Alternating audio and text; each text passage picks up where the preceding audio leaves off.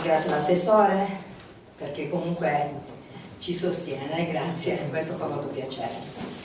Allora, tornando all'associazione culturale, come abbiamo detto, questi sono i presupposti che l'associazione vuole portare avanti. Come in passato i nostri avi avevano dei capisaldi nello sviluppo della vita familiare e della comunità, così vorremmo che l'associazione con il suo lavoro possa essere da esempio per un recupero veritiero sul passato. È importante oggi più che mai avere delle solide basi, visto i tempi, e uno sguardo al passato aiuterebbe nel cogliere gli aspetti per cui si aveva rispetto e consapevolezza dei propri valori.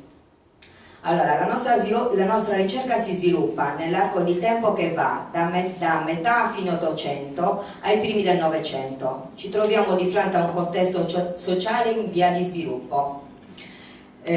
Cominciavano ad ingrandirsi le più potenti famiglie dell'Ottocento sarrocchese.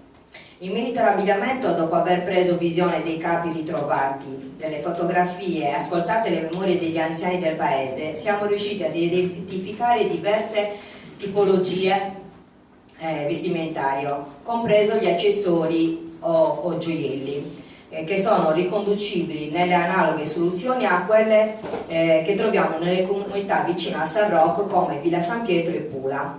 Le fonti letterarie concordano sull'evidenza che la moda vestimentaria di San Rocco rispecchiasse quella della zona geografica di Pula e quindi del Campidano di Cagliari. L'aspetto che conta per poter definire l'abito tradizionale è da ricercare nell'utilizzo e nell'espressione della sua comunità, senza trascurare gli aspetti più importanti del contesto d'uso in cui si è sviluppato ed espresso, del significato che ricopriva per la popolazione e l'utilizzo che se ne faceva. Per valorizzare tutte le caratteristiche del vestiario bisogna analizzare il periodo storico, la situazione economica, il contesto sociale nel quale veniva utilizzato all'interno della stessa collettività. Per abbigliamento tradizionale del proprio paese si intende quegli indumenti in cui la popolazione si ritrova e si sente di essere rappresentata. Abbiamo constatato che gli anziani, vedendo le foto con gli abiti e analizzando i vari pezzi ritrovati, si riconosceva in quella tipologia di abbigliamento, riconosce la propria identità e quindi membro di quella comunità. Ci si identifica in quel tipo di abbigliamento, sfatando il mito che non ci fosse un vestiario tipico, un unico vestiario tipico di San Rocco o un solo esemplare.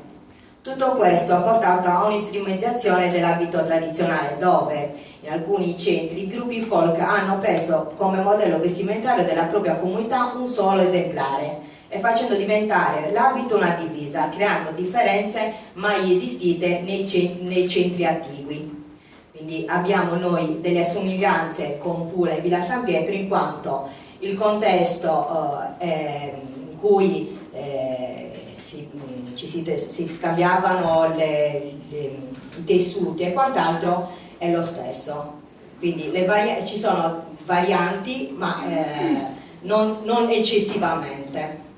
L'abbigliamento tradizionale di San Rocco ebbe il periodo di massimo sviluppo da metà a fine dell'Ottocento. Altre inestimabili fonti per la ricerca sono state le interviste ai cittadini anziani, che è stata bellissima, perché comunque sentire i loro racconti era emozionante veramente, che avevano ricordo e informazioni in modo diretto o indiretto dell'abbigliamento tradizionale. Rimane poco comunque dell'abbigliamento maschile, che è come è accaduto in altri paesi della Sardegna, perché è stato dismesso 20 anni prima rispetto a quello femminile.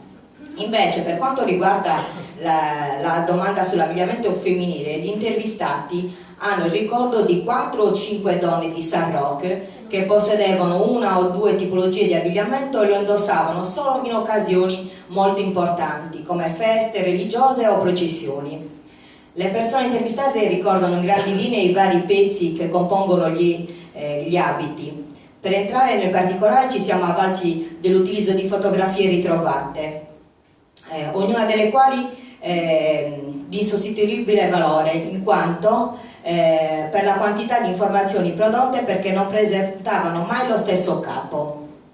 Lo studio, il recupero e la ricostruzione è stato possibile grazie alla ricerca effettuata in loco dall'Associazione Santa Vittoria con la consulenza della dottoressa Franca Rosa Contu dell'Israel e il ricercatore ed esperto di sartoria Ignazio Sanna.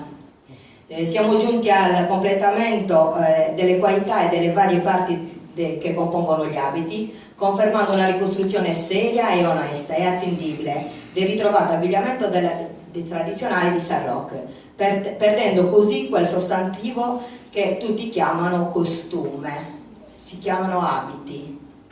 Quindi questo è l'escursus sulla ricerca fatta dall'associazione. Adesso passo la parola ai rappresentanti delle altre associazioni che racconteranno e parleranno delle loro esperienze.